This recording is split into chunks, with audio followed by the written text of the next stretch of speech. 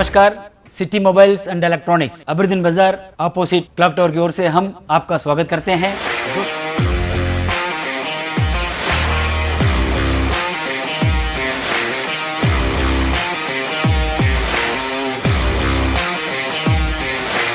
जब अगर आपको टीवी खरीदना है या अगर आपको मोबाइल खरीदना है या अगर आपको कोई भी एक्सेसरीज खरीदना है तो जरूर आप याद रखिएगा city mobiles and electronics Aberdeen बाजार।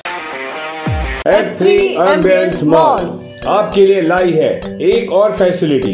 अब आप F3 एम्बियंस मॉल में शादियां, जन्मदिन से लेकर हर किस्म की पार्टियों की भी बुकिंग कर सकते हैं। बेहतरीन लोकेशन, खूबसूरत डेकोरेशंस, उम्दा सर्विसेज और फर्स्ट क्लास हॉस्पिटैलिटी के लिए याद रखिए F3 एम्बियंस मॉल। पहले ही दिन से लोगों के दिल जीतने वाली अंडमान में एकमात्र mall F3 ambience mall. Bookings के लिए स्क्रीन पर दिए गए नंबरों पर संपर्क करें।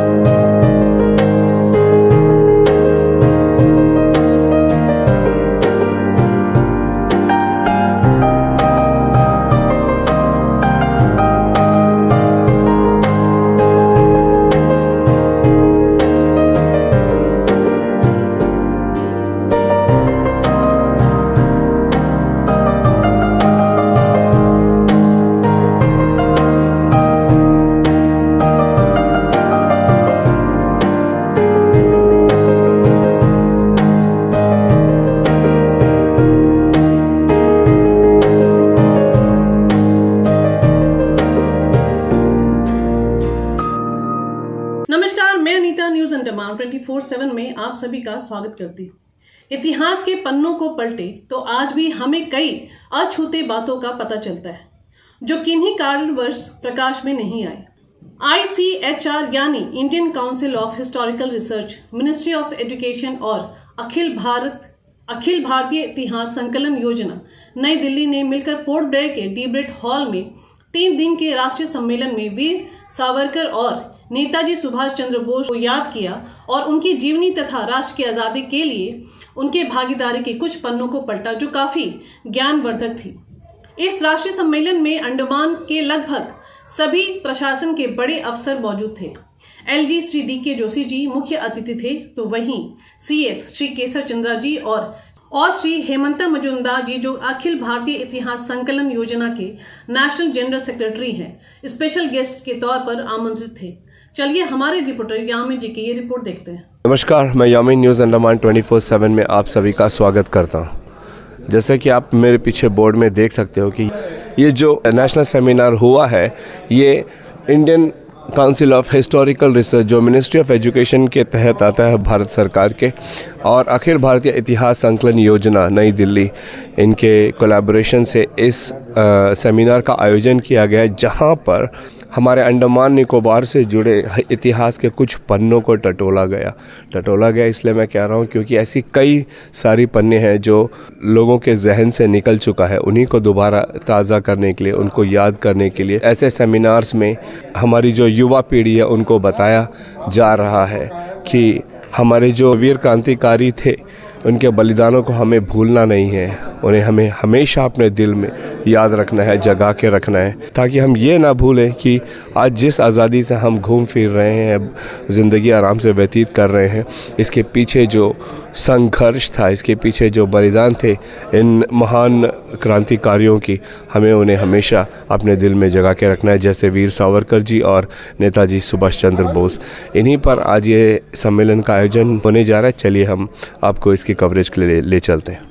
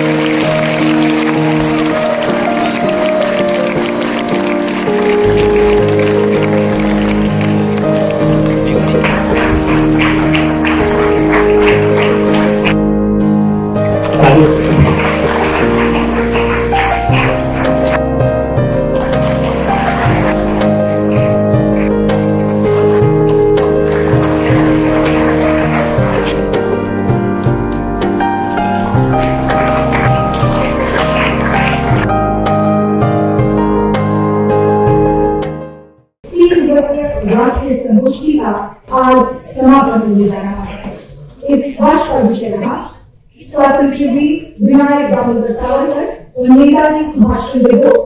इस समारोह के मुख्य अतिथि हैं अंडमान निकोबार द्वीप समूह के माननीय उपराज्यपाल महोदय D.K. Joshi, PVSM, ADSM, YSM, NS, GSM retired. Second tribute Vinayak Damodar Savarkar और हार्दिक स्वागत को अभिनंदन करती हूँ।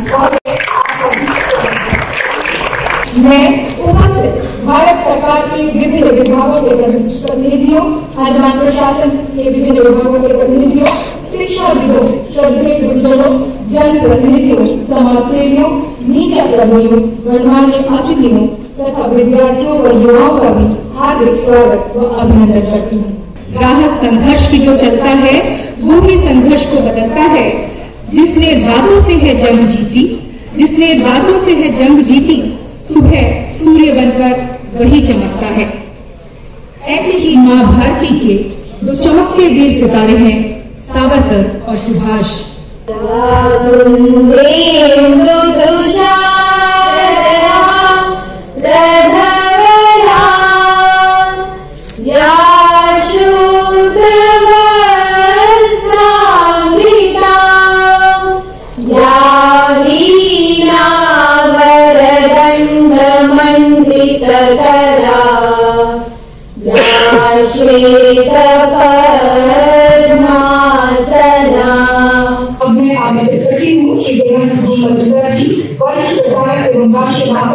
अखिल भारतीय इतिहास संकलन योजना आए और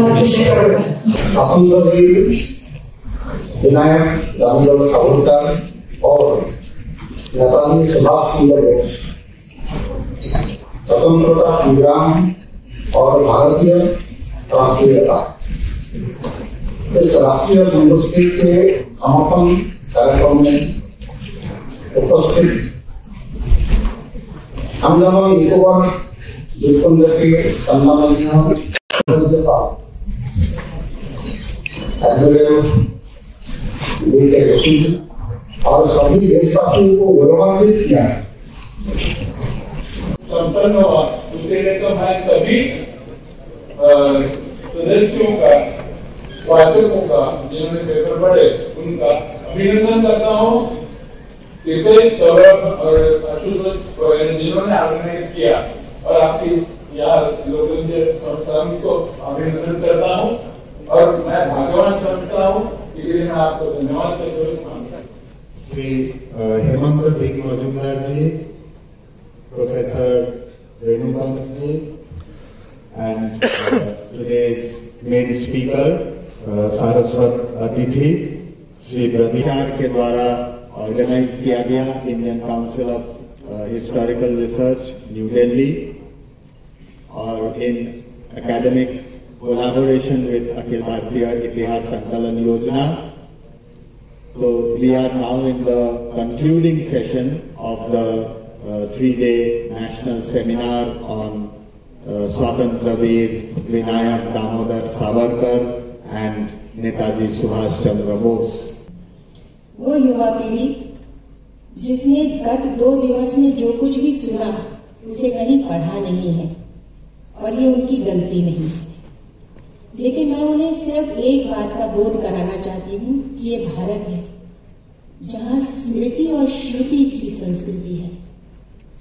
पत्थर की दीवार नहीं है जिन्हें तोड़ोगे, वो हमारा मन है, हमारे भाव है। उन्हें ना तुम मिटा सकते हो ना खत्म कर सकते हो। मैं अंडमान के बारे में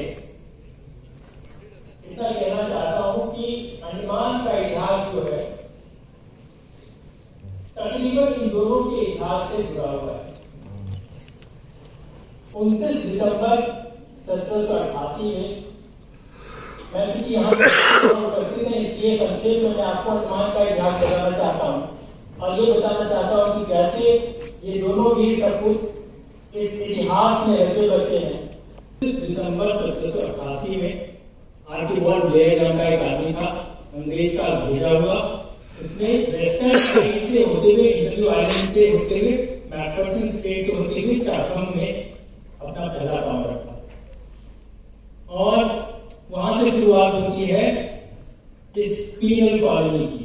करीब 3-4 साल के बाद ये पूरा जो प्रोसेस था, शुरू में एक वॉश बना चाटन के पास, एक रोड भी बनाना बहुत जल्दी से नहीं जल्दी तक का, लेकिन उस 1791 के करीब ये पूरा छोड़ दिया गया। वीर दामोदर सावरकर वहां पे 50 साल के लिए उनको कैद मिला था और यहाँ पे वो आप में से मुझे लगता है सबों ने उस स्थल का जरूर दर्शन किया होगा।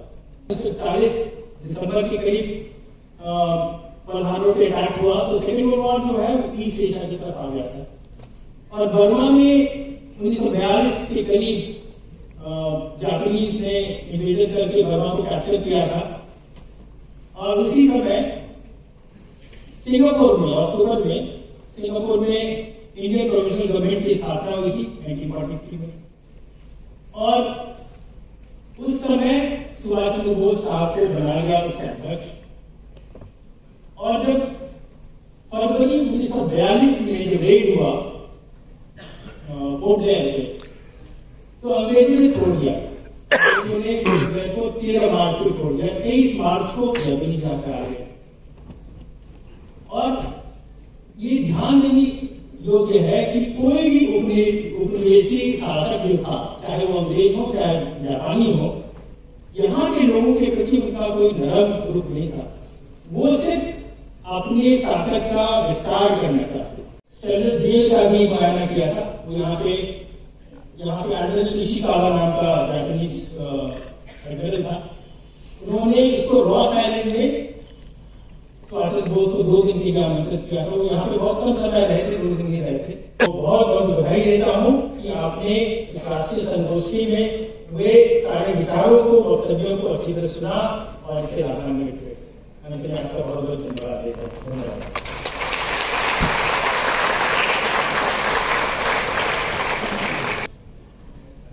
श्री हेमंत मुजुमदार जी, प्रोफेसर वीनू पंत जी, श्री प्रदीप चंद्रकांत अम्बेकर जी, प्रशासन के मुख्य सचिव, प्रशासन के अन्य अधिकारीगण, इस गोष्ठी में सम्मिलित होने के लिए आए अनेक विद्वानगण, देवियों और सज्जनों, आजादी का अमृत महोत्सव के फोकस्ड संदर्भ में इसमें अंडमान की शुरू से क्या भूमिका रही है, इसको रिकलेट करना चाहूंगा।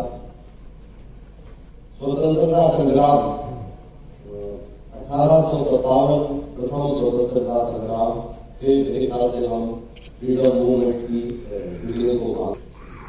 उस समय से ही तीनों सेटलमेंट में, चैथम आइलैंड में, फिर रॉस आइलैंड में, फिर वाइपर आइलैंड में, जब तक सेल्युलर जेल की स्थापना 1906 में नहीं हुई, उसको मैं प्रथम फेज कहना चाहूंगा। इस फेज की हमको विस्तृत जानकारी नहीं है और यह मैं ICSR को और इतिहास समिति को, योजना को रेकमेंड करना चाहूंगा। यह एक वो फेज है जिसमें शोध कार्य की संभावना है। इस फेज का एक 1890 में जो एंग्लो मणिपुर वॉर हुआ था, उसके बाद वहां का राज परिवार के लगभग 20 सदस्यों को कालेपानी की सजा दी गई थी, जिनको कि अंडमान उस समय कन्फाइन किया गया था। इन सबको माउंट हैरियट में रखा गया था और अभी 2 साल पहले ही माननीय गृह मंत्री जी ने उसका जो है नाम मणिपुर पर्वत रखा है।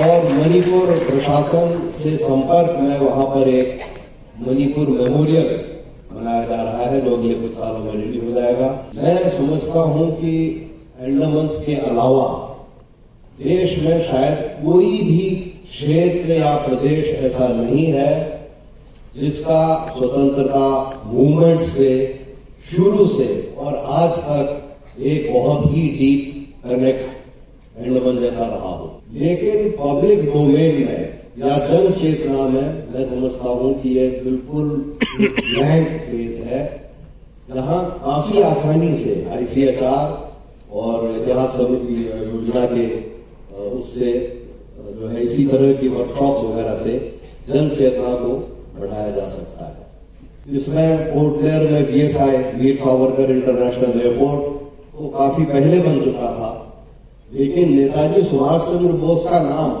दिसंबर 18 में जब प्रधानमंत्री आए, जो ध्वजारोहण किया और जो रॉस आइलैंड का जो नामकरण जो है नेताजी सुभाष चंद्र बोस द्वीप रखा, उसके पहले उसका कोई रिकॉग्निशन नहीं था। और इस सारे फेज 2 में कई सारे ऐसे लोग हैं जिनका जो है योगदान रहा है, बलिदान रहा है, जिसको कि ICHR और इतिहास योजना के तरह से उसको इसी तरह की सेमिनार और गोष्ठियों से उसको मैं समझता हूँ कि जन चेतना में उसको लाने की जरूरत है। मुख्य रूप से आज मंच पे आसीन है, इन सबका बहुत बहुत धन्यवाद और साधुवाद है कि अपने व्यस्ततम दिनचर्या, अपने व्यस्ततम समय में से कुछ समय हमारे संगोष्ठी के निकाल कर आप यहाँ उपस्थित हुए, इसके लिए बहुत बहुत आपका धन्यवाद। इसके साथ ही इस संस्थान और इतिहास संग्रह योजना को बहुत बहुत धन्यवाद है कि इस परिसर को हमको मिला ये संगोष्ठी करने के लिए। साथ ही अकादमिक रूप से योजना ने हमको अपना सहयोग दिया है ताकि हम अपना संगोष्ठी कर सकें। खास करके आज इस संगोष्ठी के जो मुख्य आकर्षण हमारे उपराज्यपाल जी हैं, जिन्होंने तमाम सुझाव ICHR को दिए हैं, मैं उनको ये बताना चाहता हूँ कि अवश्य हम इस संगोष्ठी में जो भी सुझाव प्राप्त हुए हैं उसको हम आगे अमल में लाएंगे और हमारे जो भी शोधार्थी, हमारे जो भी फेलोज होंगे, उनके माध्यम से हम नया रिसर्च करने का प्रयास करेंगे ताकि जो इतिहास, जो गैप्स हैं, जो इतिहास अभी तक सामने नहीं आ पाए हैं या जिनको दबाया गया है, वो इतिहास सामने आए और हमारी युवा पीढ़ी इससे अवगत हो सके। इसके साथ ही अंडमान एवं निकोबार के जो प्रशासन है, जो लगातार इस संगोष्ठी के लिए संगोष्ठी को स्वीकृति जो लंबे समय से इस संगोष्ठी को कराने के लगे हुए थे, उन सभी अधिकारियों का और उन सभी प्रशासनिक विभागों का मैं बहुत बहुत धन्यवाद उनको करता हूँ। साथ ही इस संस्थान के प्राचार्य और इसके शिक्षक और इसके सभी जो छात्र हैं, उन सभी को बहुत बहुत धन्यवाद। साथ ही जो हमारे कार्यकर्ता इसमें लगे उनको भी बहुत बहुत धन्यवाद। इसके साथ ही देश भर से जो पूरे देश भर के कोने कोने से जो भी इतिहासकार जन उपस्थित हुए हैं, उन सभी को बहुत बहुत धन्यवाद है। इसके साथ ही जो भी इस अंडमान के जो भी स्कूल हैं, उनके जो आचार्य हैं, जो भी छात्र हैं, वो सभी यहाँ उपस्थित हुए, इन सबों के बहुत बहुत धन्यवाद है। साथ ही भोजन व्यवस्था में लगे जो भी छात्र थे, जिन्होंने लगातार मेहनत की और हमें स्वादिष्ट भोजन जो है प्रस्तुत किया, उनको बहुत बहुत धन्यवाद है उनके लिए। और इनके साथ ही जो सफाई कर्मचारी लगातार लगे रहे और सफाई व्यवस्था बनाई गई, उनको बहुत बहुत धन्यवाद। मीडिया के जो भी हमारे बंधु थे, उन सबको बहुत बहुत धन्यवाद है। IT सेल में जो लगे रहे, उनको बहुत बहुत धन्यवाद सभी को है। इस साथ ही बहुत से ऐसे लोग हैं जो हमारे संघ के कार्यकर्ता हैं, RSS के जो कार्यकर्ता है, जो दिनात लगातार हमारे साथ कंधे से कंधा मिलाकर लगे रहे, उनको भी धन्यवाद। और इस साथ ही हमारे सहयोग में जो मेरे साथ लगातार पिछले 3-4 महीने से लगे रहे हमारे मित्र, हमारे भाई श्री राजीव कुंडू जी लगे रहे, उनको बहुत बहुत धन्यवाद है। और साथ ही प्रशासन की ओर से जो मेरे साथ लगातार 3 दिन से मेरे सहयोग में लगे रहे, ऐसे हमारे श्री आदित्य जी भी को बहुत धन्यवाद है जो हमें सहयोग करते रहे। और बहुत से ऐसे नाम है जो मुझे पता नहीं है, ऐसे छूट रहे हैं, उन सबको मैं तहे दिल से बहुत बहुत धन्यवाद करता हूँ। इस संगोष्ठी को बनाया और हमको इस लायक बनाया कि उनको धन्यवाद अर्पित कर सके। सभी का बहुत धन्यवाद, साधुवाद। भारत माता की जय। जय हिंद, जय माता की।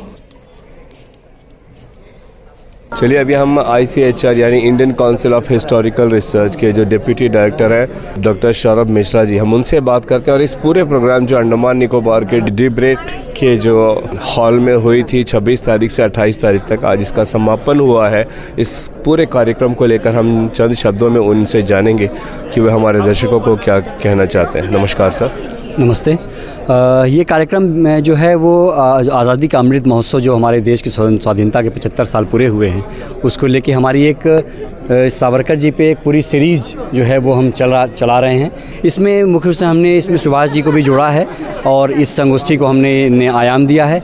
इस अवसर पर मैं बताना चाहता हूँ आपको कि हमने एक वीर दामोदर सावरकर जी के जीवन और उनके कृतित्व पर हमने एक दृश्य श्रव्य प्रदर्शनी, जो हम डॉक्यूमेंट्री के फॉर्मेट में कह सकते हैं, वो हमने उसके उद्घाटन जो 26 तारीख को उसमें रिलीज़ किया उसको, जिसका नाम हमने पद्म ज्योति सावरकर रखा। इसके साथ ही हमने एक पुस्तक जो मैं दिखाना चाहता हूँ आपको, नेताजी के जीवन पर आधारित एक हमने पुस्तक, मोनोलॉग पुस्तक का एक हमने जो किया है। इसमें 300 पन्ने की किताबें नेताजी के पूरे जीवन और कृतित्व, बचपन से लेकर उनके अंतिम समय तक के सारे कृतित्व को और उनके जीवन के जो भी आदर्श रहे हैं उनको बताने का, फोटोग्राफ के माध्यम से बताने का प्रयास किया है। सर, हमने भी आपके प्रोग्राम से अटेंड किया और यहाँ पे देखिए कि हमारे एडमिनिस्ट्रेशन से जितने तमाम वरिष्ठ अधिकारी थे वो सब यहाँ मौजूद थे। हमारे लेफ्टिनेंट गवर्नर साहब भी थे।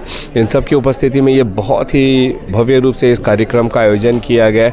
इससे एक आखिरी हमारे जो युवा पीढ़ी है उनको आप लोग क्या संदेश देना चाहते हैं? ये चंद शब्दों में, लाइन्स में प्लीज़ बताइए। जो मैं बताना चाहता हूँ कि ये अमृत काल का समय है, जैसे प्रधानमंत्री जी बोलते हैं कि ये देश का अमृत काल है, और सही भी है। एक ऐसे युवा पीढ़ी का समय है जो जाकर आज भारत जो है देश के सबसे युवा पीढ़ियों का देश कहा जाता है, जहाँ सबसे कम उम्र के लोग हैं। वहाँ पे मैं बताना चाहता हूँ कि इस तरह के जो विचार संगोष्ठी का है उसमें यह है कि देश की आज़ादी में जो भी महान विभूति हमारे साथ उनकी जो योगदान रहा है उनको जो नई पीढ़ी जाने, वो समझ सके किस परिस्थितियों में, किस प्रताड़ना के बाद देश आज़ादी मिली हमको, वो समझ सकें और जो अपनी आगे आने वाली पीढ़ियों को उसको आगे बता सकें, ताकि हम इन संघर्षों को जीवन पर्यंत याद रखें। सिर्फ यही उद्देश्य है इस संगोष्ठी का। धन्यवाद सौरभ जी, आपका बहुत बहुत, आपने इतने अच्छे से जो नेशनल सेमिनार हुआ था इस बारे में हमारे दर्शकों को विस्तार से समझाया। Thank you so much sir. धन्यवाद। चलिए अभी हम सावरकर जी के पौत्र रंजीत सावरकर जी, हम उनसे बात करते हैं और इस आज के ये जो प्रोग्राम है जो 3 दिनों से यहाँ डिबेट हॉल में चल रहा है इस बारे में थोड़ी जानकारी लेते हैं। नमस्कार सर। नमस्कार। यहाँ के मुझे खुशी हो गई कि अंडमान में एक महत्वपूर्ण डिबेट हो रहा है कि सावरकर और नेताजी सुभाष चंद्र बोस, इनकी राष्ट्रभक्ति और इनका जो कुछ वैचारिक भूमिका थी। मैं कहना चाहता हूँ कि ये जो इतिहास है ये सावरकर ने नींव है ये क्रांतिकारक की, और नेताजी उसके एक शिखर है। तो ये ICHR और ऐसे उपक्रमों के माध्यम से पूरे कड़िए का अध्ययन होना चाहिए। इसमें अंडमान का महत्व बहुत विशेष है, क्योंकि मेरी जानकारी के हिसाब से 1916 में अंडमान के बाजू में एक जहाज़ डुबोया गया था। वो ब्रिटिश नौका थी HMS कॉर्नवॉल। तो इस जहाज़ से क्रांतिकारी करीबन 500 से 1000 क्रांतिकारी अंडमान पर हमला करने आने वाले थे, और उनकी योजना थी कि यहाँ के क्रांतिकारियों को छुड़ाकर वो ब्रह्मदेव जाए और ब्रह्मदेव से भारत पे आक्रमण किया जाए। मगर ब्रिटिशों को पहले से ही जानकारी थी। तो दिसंबर 16 के आखिरी हफ्ते में ये हादसा हुआ, और इस जहाज़ के उस समय के जो लॉगबुक्स है ये ब्रिटिश जहाज़ के नहीं है, उसके पहले के है। और 1 जनवरी का लॉगबुक जो अवेलेबल है वो कहता है कि HMS कॉर्नवॉल अंडमान से निकल गया। तो ये इतनी बड़ी घटना यहाँ पे हुई है, 500 से 1000 लोग यहाँ पे जो शहीद हो गए हैं। तो मैंने कल माननीय मंत्री जी से, जो विदेश मंत्री जी है, शिक्षा मंत्री भी राज्य मंत्री, उन्हें एक दरख्वास्त की है कि वो ब्रिटिशों से इसके कागजात मंगाए, ये HMS कॉर्नवॉल के लॉगबुक मंगाए, ताकि अंडमान के इतिहास की एक बड़ी उपलब्धि हमें मिल जाए। Thank you sir. एंड हमारे चैनल से बात करने के लिए आपका बहुत बहुत शुक्रिया। चलिए अभी हम दिल्ली विश्वविद्यालय के जो शिक्षक हैं डॉक्टर भुवन झा, उनसे बात करते हैं और उनसे जानते हैं कि इस सेमिनार को लेकर उन्हें क्या कहना है। नमस्कार सर। यह सेमिनार इतिहास को एक राष्ट्रवादी दृष्टिकोण से देखने का छोटा सा प्रयास है। यह सौभाग्य है इस द्वीप समूह का कि यहाँ आज़ाद भारत का पहला झंडा फहराया गया दिसंबर 1943 में। सावरकर और सुभाष चंद्र बोस दोनों ही के आगमन से यह महत्वपूर्ण हो गया। उसी महत्व को याद करें जहां ये अमिट छाप छोड़ पाए। धन्यवाद। धन्यवाद सर, हमको इतनी अच्छी जानकारी देने के लिए। हमारे दर्शकों को आपका बहुत बहुत धन्यवाद। हम उम्मीद करते हैं कि हमारी आज की पीढ़ी भी इतिहास के वीरों और शहीदों को सदैव अपने दिल में बसाए रखेंगे और उनसे देश प्रेम की प्रेरणा लेंगे। अगर आपको हमारा यह एपिसोड पसंद आए तो कृपया लाइक, शेयर और सब्सक्राइब जरूर करें और कमेंट सेक्शन में अपनी राय देना ना भूलें। इसी के साथ मैं नीता न्यूज अंडमान 24/7 से आज की इस कड़ी से विदा लेती हूँ। नमस्कार।